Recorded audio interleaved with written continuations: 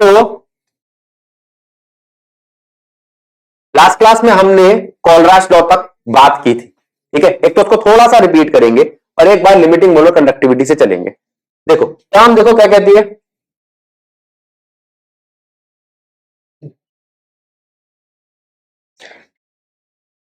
Limiting molar conductivity. मैंने आपको बताया था अगर आप किसी कंसंट्रेटेड किसी स्ट्रॉन्ग या वीक इलेक्ट्रोलाइट को डाइल्यूट करते हो तो डाइल्यूशन से उसकी कंडक्टिविटी बढ़ती है, बताई थी बात, ठीक है। अगर आप किसी को डाइल्यूट करते करते इतना डाइल्यूट कर दो कि उसकी कंसंट्रेशन सैचुरेशन पॉइंट तक पहुंच जाए, कहां पहुंच जाए, ठीक है, तो उसको आप कहोगे लिमिटिंग मोलर कंडक्टिविटी, ठीक है। अब वो कहता है when concentration approaches to zero, इसका मतलब अब एक बात बताओ, अगर किसी की कंसंट्रेशन जीरो पे अप्रोच कर रही है तो डाइल्यूशन क्या होगा, है ना, दैट इज इनफाइनाइट डाइल्यूशन। ये बात ठीक है, उसका डाइल्यूशन इनफाइनाइट हो चुका है, इससे ज्यादा अगर डालोगे तो उससे कोई फर्क नहीं पड़ेगा। अच्छा लिख ही रखा है, that is at infinite dilution the molar conductivity is known as limiting molar conductivity. Limiting molar conductivity strong electrolyte की हमें पता होती है, वीक इलेक्ट्रोलाइट की हमें पता नहीं होती। लास्ट क्लास में मैंने बताया था अगर मैं आपसे मोलर कंडक्टिविटी पूछूं NaCl की तो आप बता दोगे क्योंकि स्ट्रॉन्ग इलेक्ट्रोलाइट है। अगर मैं आपसे मोलर कंडक्टिविटी पूछूं NaAC, ये क्या है, acetic acid, sodium salt of acetic acid, तो आप बता दोगे। लेकिन अगर मैं आपसे पूछूं HAC की तो आप नहीं बता पाओगे, इसकी नहीं बता पाओगे, लिमिटिंग मोलर कंडक्टिविटी HAC की नहीं बता पाओगे। यही मेरा आपसे सवाल है, ठीक है। इसकी कैसे निकालें, तो इसकी निकालने के लिए मुझे H चाहिए होगा, मुझे AC चाहिए होगा, AC मुझे ये दे देगा, बात को समझना,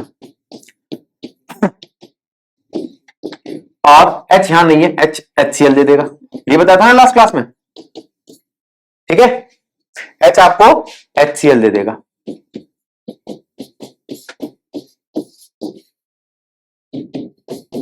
आप जरा ध्यान दो,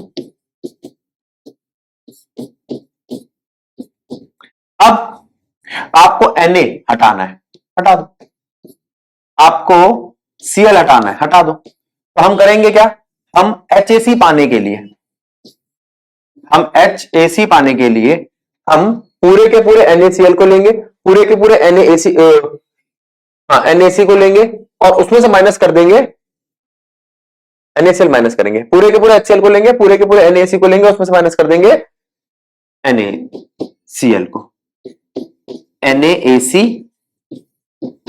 plus HCl minus NaCl, NaCl गया, क्लियर, ठीक है। प्रीति बात समझ में आई। अगर तेरे को कभी किसी वीक इलेक्ट्रोलाइट की कंसंट्रेशन पता करनी हो तो तू कोलराश लॉ की मदद ले सकती है। इसी के लिए फिर उन्होंने ये बताया कि वीक इलेक्ट्रोलाइट क्या होते हैं, स्ट्रॉन्ग इलेक्ट्रोलाइट क्या होते हैं, ये तो बता चुका हूं ना मैं आपको। जो कंप्लीटली डिसोसिएट कर जाए वो वीक इलेक्ट्रोलाइट, जो कंप्लीटली डिसोसिएट ना करे वो स्ट्रॉन्ग इलेक्ट्रोलाइट। ये देख रहा था मैं, आप सुन रहे हो कि नहीं सुन रहे, जो कंप्लीटली डिसोसिएट कर जाए वो स्ट्रॉन्ग इलेक्ट्रोलाइट और जो कंप्लीटली डिसोसिएट ना करे वो वीक इलेक्ट्रोलाइट, जो पार्शियली डिसोसिएट करे। जो पार्शियली डिसोसिएट करा है उसकी मोलर कंडक्टिविटी हम, लिमिटिंग मोलर कंडक्टिविटी हम आसानी से नहीं निकाल सकते। हम किसकी मदद लेंगे उसको निकालने के लिए, स्ट्रॉन्ग इलेक्ट्रोलाइट की, ठीक है। फिर हमने क्या करा, एक ये ग्राफ बना रखा है एनसीईआरटी ने, ये किस चीज का ग्राफ है पहले देख लो, क्या है ये, मोलर कंडक्टिविटी, ये क्या है, कंसंट्रेशन।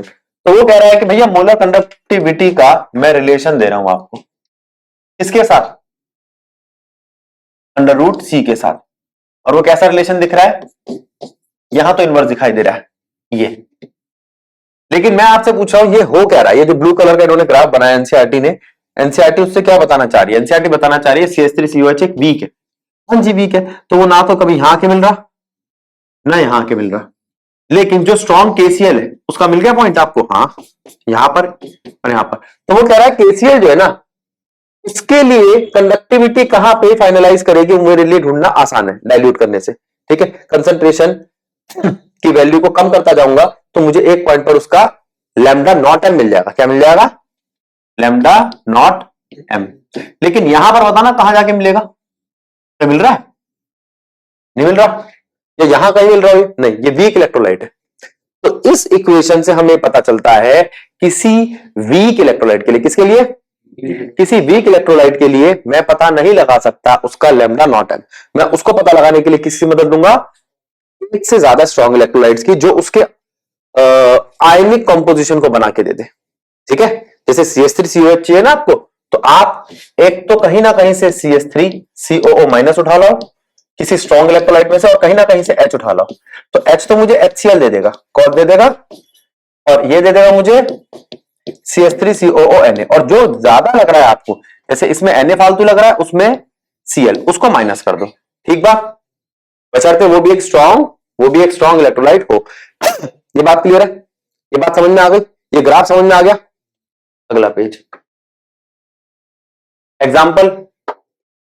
ये तो बस ये दिखा रखा है कि मोलर कंडक्टिविटी दे रखी है, ये दे रखी है, ग्राफ बनाओ, छोड़ो उसको।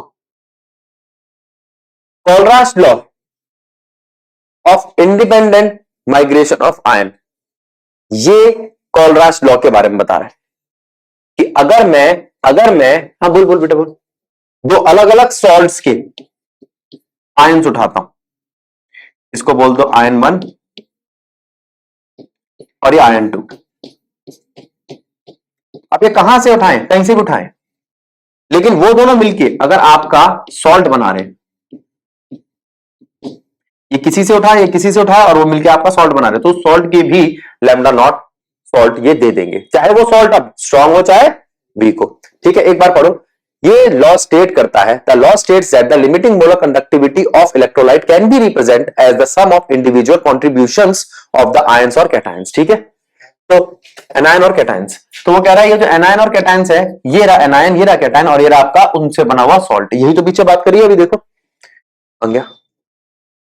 अगर आपको चाहिए मोलर कंडक्टिविटी CH3COOH की, तो आप किस किस आयन को लोगे, इस आयन को और इस आयन को, और कहीं से भी ले सकते हो। ठीक है, किसी स्ट्रॉन्ग इलेक्ट्रोलाइट से भी ले सकते हो। क्लियर हुआ। अब वो कहता है इसकी एप्लीकेशन क्या है, किसी वीक इलेक्ट्रोलाइट की मोलर कंडक्टिविटी कैलकुलेट करना, ये बता चुका हूं मैं आपको, खत्म। Calculation of degree of dissociation, याद करो मैंने आपको एक बात बताई होगी कि अल्फा जो होता है वो होता है lambda m bye lambda not m, ये बताया था, जल्दी बताओ। जब ये न्यूमेरिकल करा होगा ना इसका, तब ये बताया होगा। अब calculation of dissociation constant Kc मैं बताता हूं। अब एक बात बताओ, क्या ये वीक इलेक्ट्रोलाइट है, कलर बदल लेते हैं एक बारी, देखना बेटा जरा, क्या ये वीक इलेक्ट्रोलाइट है, जल्दी बोलो।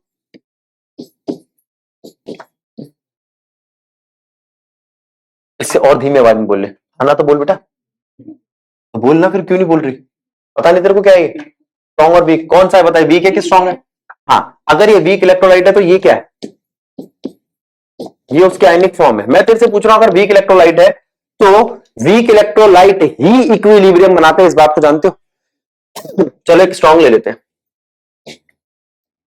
कौन सा लू HCl। कभी कोई तुमसे पूछे HCl कैसे डिसोसिएट होता है, कैसे होता है, तो आपका जवाब होना चाहिए कंप्लीटली। कैसे डिसोसिएट हुआ, वहां से पूरा खत्म हो गया, यहां 1-1 बन गया, कितना परसेंट डिसोसिएट होगा, अप्रोक्सीमेटली 100%। ठीक है, कोई क्या 98% या कुछ भी, मतलब हम लगभग उसको पूरा मान लेंगे। यहां पे कितना होता है, थोड़ा सा 15%, 10%।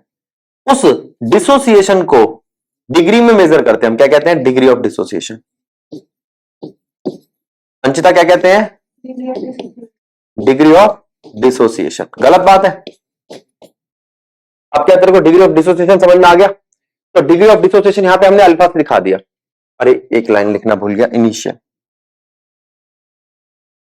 ये इक्विलिब्रियम की बेटा लाइन याद है आपको, 1 0 0 1 माइनस अल्फा, ओसवाल्ड प्रोसेस, या नहीं, नहीं हो तो पूछ लो जिसको पूछना हो इसको।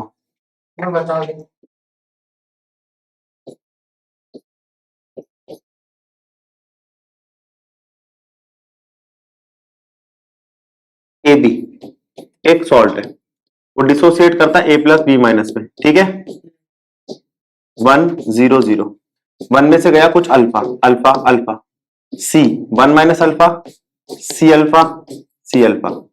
C क्या है, सॉरी कंसंट्रेशन, अल्फा क्या है, डिग्री ऑफ डिसोसिएशन। अब बोलो सी क्या है? कंसंट्रेशन। अल्फा क्या है? Degree of dissociation. ये इनिशियल स्टेट है।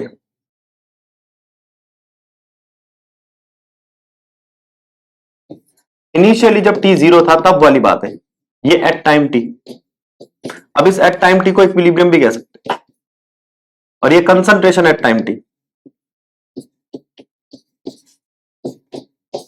इसको भी आप इक्विलिब्रियम भी कह सकते हो। अब बोलो, अब यहां से आपके पास कोई तुमसे पूछे कि भैया क्या होगा K C, concentration of A B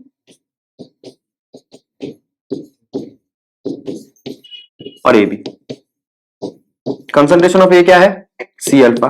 B क्या है? C alpha. और ये क्या है? C one minus alpha. ठीक, तो केसी क्या आया? सी अल्फा स्क्वायर, सॉरी ये वन माइनस अल्फा हम अप्रोक्सीमेटली 1 ले लेते हैं। आप नहीं लेना चाहते, कैलकुलेशन पूरी करना चाहते हो तो पूरा भी रख सकते हो। ठीक है, अब यहां पे अल्फा की वैल्यू आप जानते हो कितनी है? Lambda M by lambda naught M, है ना? अभी जो पीछे निकाली, तो केसी आ जाएगा C under root of square of lambda M by lambda naught M. क्या यहां से आपका केसी आ जाएगा अगर आपको सी दिया हो और ये दिया हो? बोलो, क्लियर? आगे चलो, इलेक्ट्रोलिसिस एक एग्जांपल उठा लेते हम। देखो एग्जांपल नंबर 3.9, कोई रीड कर देगा बच्चा? है नहीं वो स्लाइड में, यहां पे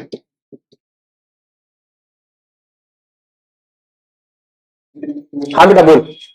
कंडक्टिविटी ऑफ 0.00102 मोल पर लीटर एसिटिक एसिड इज 4.95। ये बोला है ना बेटा तूने? हाँ जी सर। मोल पर लीटर का मतलब समझ गया? ये कंसंट्रेशन। और बोल रहा है ये कंडक्टिविटी, अभी आने वाली होगी कंडक्टिविटी। कंडक्टिविटी क्या है? कापा। अब बोलिए बेटा कितनी है कापा?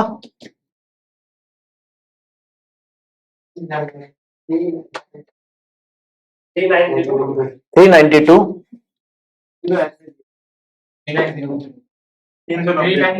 390। अच्छा 0.57 बस सेंटीमीटर स्क्वायर। सीमन साइमन भी होगा इसमें, साइमन सेंटीमीटर स्क्वायर पर मोल। कोई बात नहीं, धक्का दो, ये ठीक है। अब आपके पास कापा है क्या क्वेश्चन में? सी है क्या आपके पास? ठीक, ठीक है बेटा। जब आपको कहा था बोल लो तो आप बोल नहीं रहे, क्या करे तुम्हारा? ध्यान दो, मैं पढ़ देता हूं। द कंडक्टिविटी ऑफ 0.001028 मोल पर लीटर एसिटिक एसिड, अच्छा नाम दे दिया,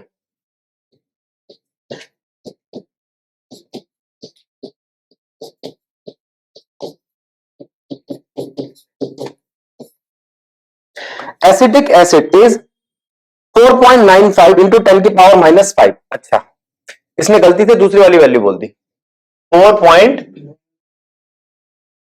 ना 4.95 इंटू 10 की पावर माइनस 5 साइमन पर सेंटीमीटर, बस। अब वो कहता है कैलकुलेट इट्स डिसोसिएशन कांस्टेंट। क्या कैलकुलेट करना है मेरे को? केसी। केसी कैलकुलेट करना है, इसके लिए तो अल्फा भी चाहिए होगा। ठीक है, मैं आपको लैम्डा नॉट एम दे रहा हूं। लैम्डा एम नहीं दिया उसने, उसने कहा मैं आपको लैम्डा नॉट एम दे रहा हूं, कितना? 390.5। ठीक है, पकड़ो, आपको लैम्डा नॉट एम दे दिया। क्या लैम्डा एम है? लैम्डा एम, लैम्डा एम को कापा बाय सी लिख करके निकाल सकते हो आप? कापा भी है सी भी है, तो यहां से लैम्डा एम की वैल्यू आएगी, जल्दी बता। लैम्डा एम है, ये है, तो क्या अल्फा आ जाएगा? Lambda M by lambda naught M. इससे अल्फा की वैल्यू आई है, किसकी वैल्यू आई है? डिग्री ऑफ डिसोसिएशन की। किसकी वैल्यू आई है? डिग्री ऑफ डिसोसिएशन की। इसको पकड़ के रखो।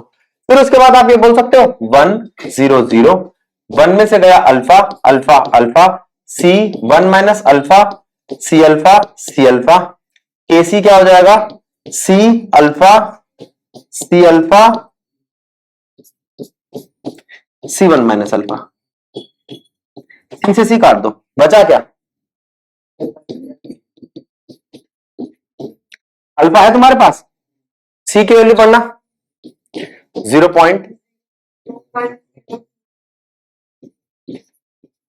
और अल्फा की वैल्यू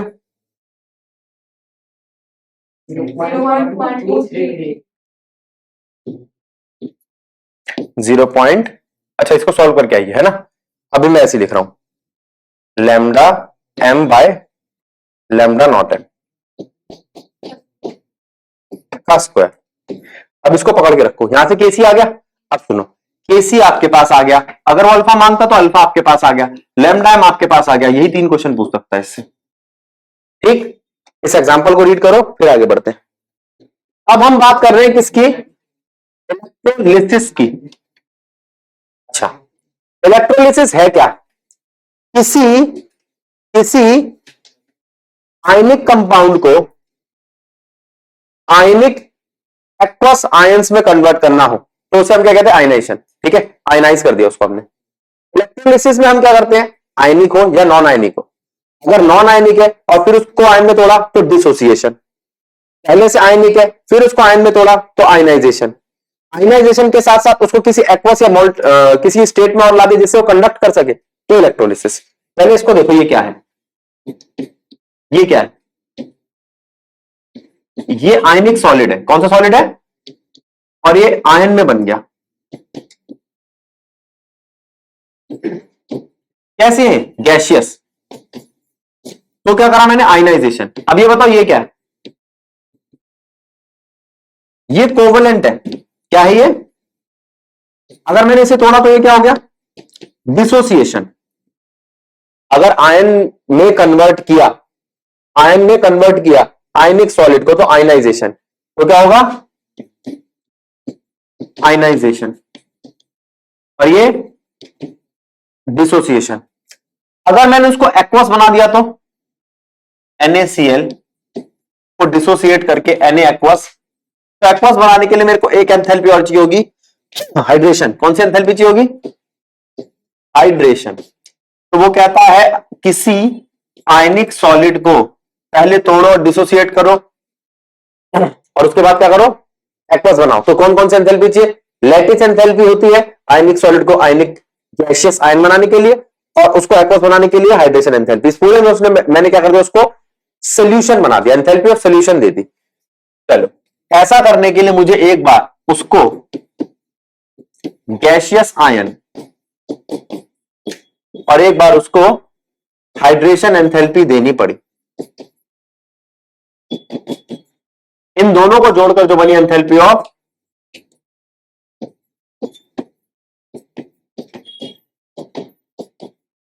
ठीक। अब टोको, गलत लगे तो। एंथैल्पी ऑफ सॉल्यूशन क्या है? Sorry, ionization plus hydration. Clear? फिर आपने कहा ये तो बात समझ में आ गई, आपने बना दिया। अब इसका करें क्या? अगर किसी सॉल्यूशन में आयंस है, किसी सॉल्यूशन में आयंस है, तो आयंस किस चीज का काम करते हैं? वो आयन चार्ज को मोबिलिटी देते हैं। ठीक है, ठीक है, और करंट को इधर से उधर पास कराने का काम करते हैं। अब जरूरी नहीं है वो आयनिक एक्वस सॉल्यूशन हो, वो मॉल्टन स्टेट में भी हो सकता है। अपनी किस स्टेट में हो सकता है? अगर मैं किसी ऐसे सॉल्यूशन को लूं जो या तो मॉल्टन स्टेट में हो या एक्वस सॉल्यूशन में हो, और काम क्या करता हो? कैथोड से एनोड या एनोड से कैथोड चार्ज को लाने ले जाने का, तो उसको हम कहते हैं इलेक्ट्रोलाइट। और उस प्रोसेस को क्या कहते हैं? इलेक्ट्रोलिसिस। अब पढ़ो, electrolysis it is the process of decomposition of an electrolyte. किसको डीकंपोज करना है? By passing electricity through it's aqueous solution. कौन सा सोल्यूशन? एक्वस या मॉल्टन, या तो अपनी मॉल्टन स्टेट में हो या एक्वस सोल्यूशन में हो। तो वो कहता है ऐसा करने पर फैराडे ने कहा मैं एक लॉ दे रहा हूं आपको। वो लॉ क्या कहता है कि अगर आप कोई सेल लेते हो, अगर आप कोई सेल लेते हो उस सेल में बाहर से करंट प्रोवाइड करते हो, उसको क्या देते हो? बाहर से करंट, तो यहां से लेके यहां तक मास डिपॉजिट होना चालू हो जाता है। ठीक है, देखो मैंने क्या किया, मैंने दो रॉड ले ली, कैथोड और एनोड, एक ले लिया ओर का और एक ले ली प्योर मेटल की स्ट्रिप। ठीक है, और उसके बाद क्या किया, उसके बाद कुछ नहीं किया मैंने, मैंने करंट पास करा दिया। करंट पास कराते ये सारा का सारा ओर जो है, इसका गैंग पार्ट यानी कि जो बेकार की चीज है वो जमीन पे बैठ गई और इसके मेटल के आयंस इस तरफ डिपॉजिट होने लग गए। ठीक है, तो उसको बोलते हैं मास का डिपॉजिट होना। किसका डिपॉजिट होना? मास का। वो मास का डिपॉजिट होना किस बात पे डिपेंड करता है वो बताया फैराडे ने। उसने कहा भैया जो आप मास डिपॉजिट कर रहे हो वो डिपेंड करेगा किस पे? चार्ज पे। चार्ज को आप कह सकते हो करंट इनटू टाइम। प्रोपोर्शनैलिटी का साइन हटाने पर एक कांस्टेंट आता है Z। ये चार्ज मास इक्विवेलेंट है। क्या है ये? चार्ज और मास का इक्विवेलेंट और कुछ नहीं है। समझ आया? ठीक है, अब ये बात तो समझ में आ गई हमें कि हमारे पास एक फॉर्मूला है M is equals to ZIT। इससे तो परेशान नहीं हो कि मैंने चार्ज को IT क्यों लिखा। जानते हो ना करंट होता है चार्ज अपॉन में टाइम। अंचिता ये बात ठीक है? ठीक है, तो M is equals to ZIT को पकड़ के रखो। Z क्या है यही पढ़ना है। ठीक ठीक, आपने कहा भैया मुझे नहीं पता है Z क्या है। Z एक कांस्टेंट है, कहां से आया? मास से और चार्ज से। तो मास और चार्ज से कोई ऐसी चीज निकाल के लाओ जिससे मैं पता लगा सकूं। अच्छा तुम ये कह सकते हो कि भैया जो Z है ना वो मास अपॉन में चार्ज है। Z क्या है? किसी चीज का मास अपॉन में चार्ज, और कांस्टेंट है तो मास भी कांस्टेंट होना चाहिए। आप बताओ कितना मास कांस्टेंट होता है? क्या ये मास कांस्टेंट है जो मैं लिख रहा हूं? अभी लिखने तो दो। कह रहा यस, लिखो।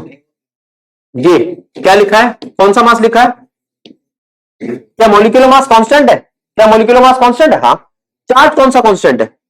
कौन सा चार्ज लिखो? Faraday's constant. फैराडेज कांस्टेंट एक चार्ज है। अब मेरी बात सुनना, हम बात कर रहे थे मास की और चार्ज की। क्या वही है जेड? क्या जेड कांस्टेंट है? हाँ। क्या हमेशा का कांस्टेंट है? कंडीशनल कांस्टेंट है। कैसा कांस्टेंट है? कंडीशनल। कैसी कंडीशन है? मुझे क्या पता किसका मॉलिक्यूलर मास है, ये तो चलो फिर भी ठीक है। जिसका मॉलिक्यूलर मास जैसा वैसा ही ऊपर मास आ जाएगा बस। अब आप मुझे इस चीज के बारे में बताओ, ये क्या है? ये आपको पता है?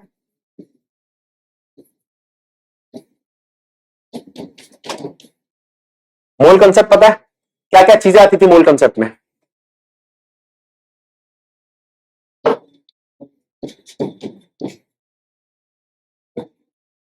वन मोल ऑफ कंपाउंड किसके बराबर होता था? एक मॉलिक्यूलर मास के बराबर होता था, एक नंबर के बराबर होता था।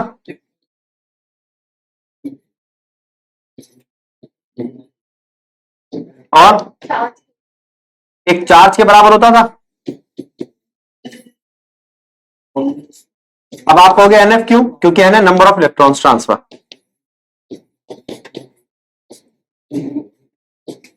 नंबर ऑफ इलेक्ट्रॉन्स ट्रांसफर और वॉल्यूम। कितना वॉल्यूम? तो इसमें से मैं किसी को भी चेंज कर सकता हूं। मैंने अभी जेड किसके लिए लिया? मास के लिए और चार्ज के लिए। तो जेड क्या है आपका? Molecular mass divided by charge. ठीक है, आप इससे नंबर भी निकाल सकते हो कि कितने चार्ज पार्टिकल्स इधर से उधर गए, ये भी निकाल सकते हो। ठीक है, करण बेटा ध्यान दे ले, ये बात समझ में आ गई। अब इसके बाद बारी आती है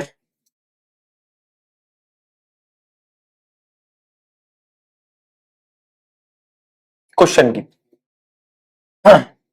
नंबर कैसे निकालेंगे? अगर आपके पास चार्ज आ गया तो उस चार्ज को इससे कंपेयर कर सकते हो, नंबर आ जाएगा।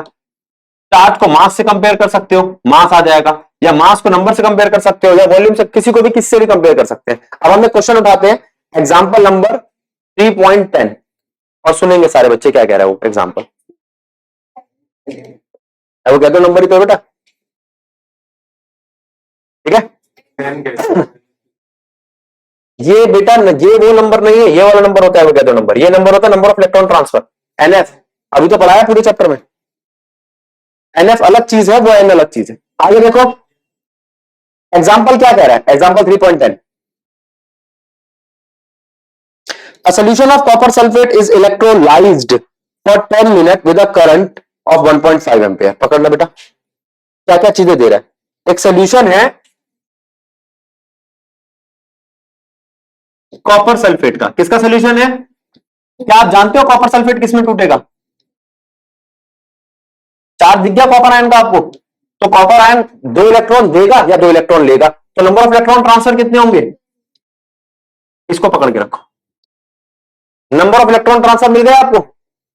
उसके बाद टाइम कितना है? 10 मिनट 600 सेकेंड। टाइम भी आ गया आपके पास, एन भी आ गया आपके पास, करंट भी दे रखा 1.5 एम्पियर। मान क्या रहा है? मास डिपॉजिट। मास डिपॉजिट क्या होगा? ZIT, ये कह रहे हो ना आप? अब Z कितना है, I कितना है, T कितना है? Z ही नहीं है ना हमारे पास, Z कैसे निकाले? Z होता है मॉलिक्यूलर मास। Z क्या होता है? Divided bye NF। इससे क्या आपका मास आ जाएगा? गलत है तो बताओ।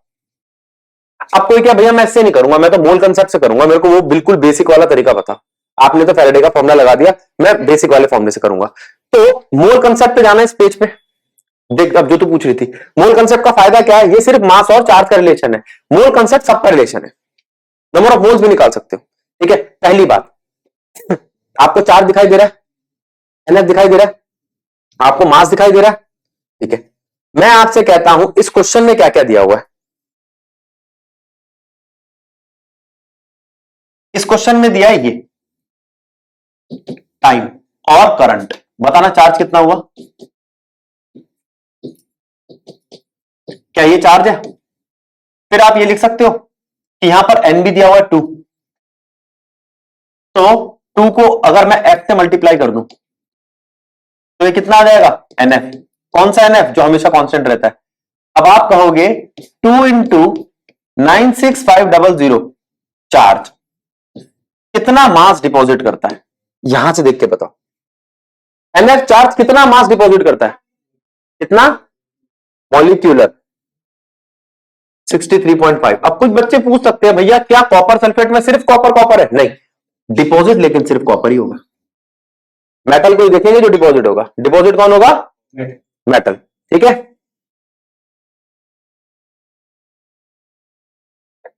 देखो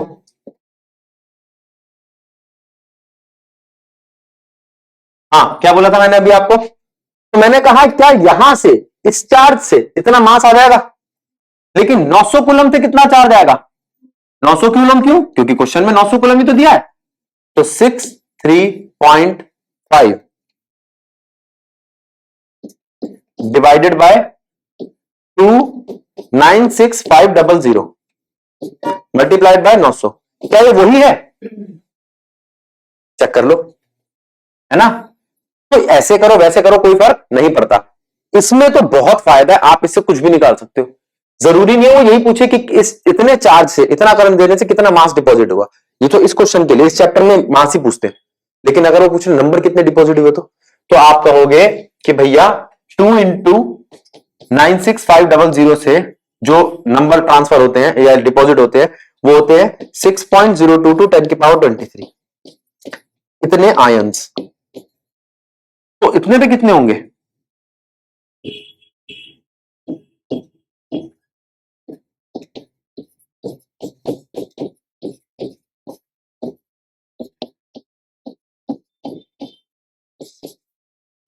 इतने पे इतने आयंस होंगे। पकड़ो पहले इसको और बताओ गलत है कि सही है। अब देख फायदा क्या हुआ, नंबर मिल गए, मास मिल गए, और भी कुछ निकाल सकते हो क्या? पीछे जाओ, वॉल्यूम निकाल सकते हो अगर ये गैस की बात चल रही हो तो। ठीक है, वैसे गैस का नहीं बन रहा कोई कंसेप्ट मेरे हिसाब से, तो बन जाए तो निकाल लो। हाँ एक बन सकता है, एक सेल है ऐसा H2O2 वाला, उसमें गैस की फॉर्म में वो डिपॉजिट होता है। ये बात समझ में आई अब? तो ये थोड़ा ये जो कंसेप्ट है ज्यादा वाइड है। कौन सा? मोल कंसेप्ट। अब लगा लोगे क्या आपको बात समझ में आ गई? फर्स्ट लॉ वाली आसान है, फर्स्ट लॉ समाप्त। सेकंड लॉ, फैराडे का सेकंड लॉ क्या कहता है? सेकंड लॉ कहता है कि भैया काम करो, आप ना बहुत सारे सेल ले लो और उन सबको सीरीज में लगा दो। देखो ये एक सेल है, ये दूसरा सेल है, ये तीसरा सेल है। अब सेल सीरीज में कैसे लगते हैं? कनेक्ट करना पड़ेगा। किससे कनेक्ट करूं? बताओ, कनेक्शन के लिए किस चीज का इस्तेमाल करते थे इस चैप्टर में? क्या? Salt bridge. देखो ये एक सॉल्ट ब्रिज है,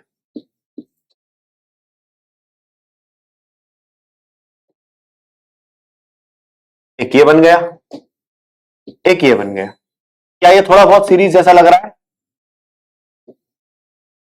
ये एक सेल है, ये दूसरा सेल है, तीसरा सेल है, तीनों की तीनों कैसे कनेक्टेड है? सीरीज में। कैसे कनेक्टेड है?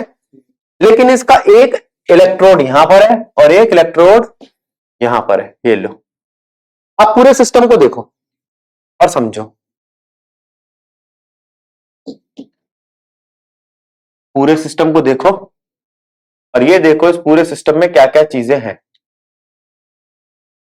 इस सिस्टम में ये है ए, ये है बी और ये है सी। और यहां पर इनका गिवन मास मैं एम से दिखा रहा हूं, divided by equivalent mass equal है। अब पढ़ना जरा, गिवन मास और इक्विवेलेंट मास इक्वल है, ठीक है। यहां पर एम क्या है? Given mass. और इक्विवेलेंट मास क्या होता है? ये क्या होता है? हमें मॉलिक्यूलर मास तो पता है, लेकिन ये इक्विवेलेंट मास क्या होता है और ये कैसे निकाला जाएगा? इक्विवेलेंट मास या ई होता है मॉलिक्यूलर मास बाय ए। अब ये ए क्या है? Number of H ion, number of O H ion या वैलेंसी, ठीक है। ये बात क्लियर है? अब मैं केस लेके चल रहा हूं जिसके अंदर इसी तरीके के 3 सेल लूंगा। एक्सरसाइज का क्वेश्चन है 15वां या 16वां।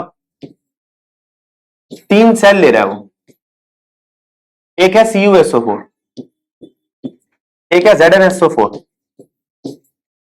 तीसरा पता नहीं कौन सा है, AgNO3। लो, सबसे पहला काम इनका मॉलिक्यूलर मास। आपको पता होना चाहिए इनके मॉलिक्यूलर मास क्या है, नहीं तो दिक्कत हो जाएगी। बस अब इनका ए बताता है इनका चार्ज। इस पे चार्ज कितना है? इस पे और इस पे। अब बताओ ये सब क्या है इनके? ई कॉपर का, ई जिंक का और ये ई किसका है? सिल्वर का। बस अब बात आती है तो ई हो गए। अब गिवन मास वो आपसे मांग रहा है, एम कॉपर का वो मांग रहा है, एम जिंक का वो मांग रहा है,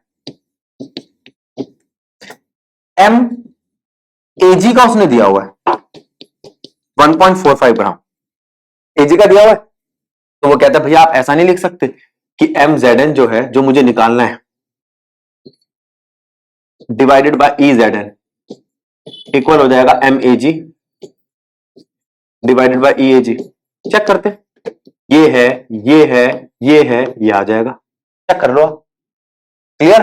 आप ऐसे ही लिख सकते हो एम सी यू का जो हमें निकालना है, ई सी यू का जो अभी गिवन है मेरे को, एम फिर से एजी का और ई एजी का। ठीक बात है गलत बात? ये है, ये है, ये भी आ जाएगा। तो को ठीक है? क्या इससे आपको गिवन मास आ जाएंगे? नहीं आया समझ में? आ गया? कितनी छोटी सी चीज है, बस एक ई निकालना है। ई का मतलब क्या होता है? मॉलिक्यूलर मास बाय ए। ठीक है, खत्म कहानी। अभी तो ये वाली बात हुई। इसी क्वेश्चन में ना उसने फिर से वो फर्स्ट लॉ वाली बात भी कर ली।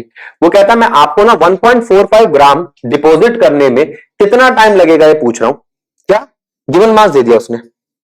वो कहता है सिल्वर जो है ना वो कितना डिपॉजिट हुआ है 1.45 ग्राम, टाइम कितना लगेगा मुझे नहीं पता, मैं करंट दे रहा हूं आपको 1.5 एम्पेयर।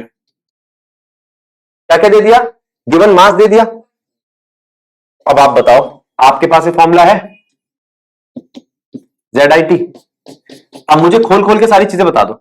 n कितना है, z में बाद में लूंगा, i कितना है, t कितना है वही तो निकालना है, z कितना है, मॉलिक्यूलर मास NF। भूल जाते हो ना, आ गया टाइम खत्म। फर्स्ट और सेकंड लॉ विद एग्जांपल खत्म। अब पढ़ लो फिर भी एक बार 2 मिनट लगा के। अब देखो जरा एक टॉपिक और ध्यान दो, ये एक छोटा सा टॉपिक रह गया था बेटा। अरे ये एग्जांपल यहां है देखो, अब आया, हमने तो करा दिया ये। हाँ देखो टॉपिक है आपका शी, स्टैंडर्ड हाइड्रोजन इलेक्ट्रोड। सुनो स्टैंडर्ड हाइड्रोजन इलेक्ट्रोड, नाम में पता चल गया हाइड्रोजन आएगा, ठीक है। समस्या क्या, हाइड्रोजन तो एक गैस है, हाइड्रोजन क्या है, गैस। उस गैस का इलेक्ट्रोड बनाना तो मुश्किल है, तो हमने क्या किया एक मेटल लिया जो काफी कम रिएक्टिव है। कौन है वो, प्लेटिनम। अच्छा फिर उसके बाद उसके नीचे यहां लगा दी एक बड़ी सी प्लेटिनम की फॉइल, ये प्लेटिनम की वायर है और ये प्लेटिनम की फॉइल है। अब पकड़ो प्लेटिनम की फॉइल, प्लेटिनम की वायर और यहां पे रख दिया HCl। क्या रख दिया, 1 मोलर HCl। अब एक एक करके चीजें समझो, एक एक करके चीजें समझो। पहली बात, ये फॉइल क्यों ली, क्योंकि प्लेटिनम बहुत महंगा आता है इसलिए पतली सी परत ली है। फिर तुम कहोगे इतनी बड़ी परत क्यों ली, क्योंकि जितना सरफेस एरिया ज्यादा रिएक्शन तेज होती होगी। हाँ जी, और ये वायर जो है सिर्फ कनेक्टिविटी के लिए, और उसके बाद भी मैंने इसके ऊपर एक ग्लास की एक मोटी सी परत चढ़ा दी जिससे वो टूट ना जाए वायर। और उसके बाद इस पूरे को भी एक जैकेट में रखा, ग्लास के जैकेट में। ये थोड़ा सा ज्यादा ऊंचा बन गया, ये लो, ये बन गया ना आपका वायर जिससे वो कनेक्ट हो सके, प्लस माइनस जो भी आई बस। अब ये पूरा का पूरा डिप्ड है किसके अंदर, HCl के अंदर। मैं आपसे कह रहा हूं HCl टूट जाता है H प्लस और Cl माइनस में, जिसमें से 2 H प्लस के आयन 2 इलेक्ट्रॉन लेते हैं और H2 बनाते हैं, ठीक है। ये एक रिएक्शन हो गई, और बाहर से मैं इसको दे रहा हूं क्या, हाइड्रोजन एज अ गैस। और वो हाइड्रोजन किस में टूटती है, 2 H प्लस आयन और 2 इलेक्ट्रॉन में, ठीक है। जहां इलेक्ट्रॉन इसने लिया वो है एनोड हाफ, क्या है, और जहां इसने इलेक्ट्रॉन दिया वो क्या है,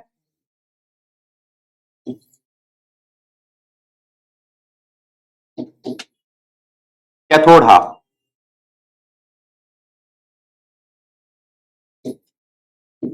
अब आप इसके एनोड और कैथोड हाफ देख लो, एनोड हाफ कैथोड हाफ।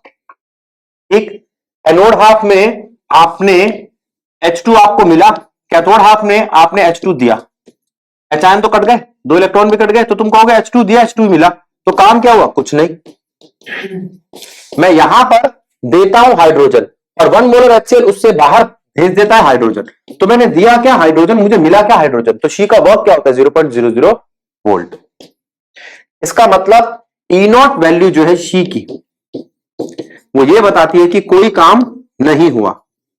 जब कोई काम ही नहीं हुआ तो किस काम आता है, अगर कोई यहां पर काम ही नहीं हुआ तो किस काम आता है, असलियत में ये स्केल का 0 है, ये बताने काम आता है जो दूसरा स्केल है उसका EMF क्या होगा। मान लो मैंने आपसे कहा कि यहां पर 2 सेल है, 2 हाफ सेल है, एक है X और एक है Y।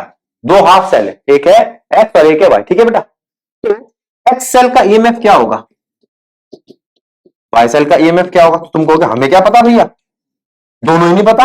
अच्छा ये लो भाई कनेक्ट कर दिया,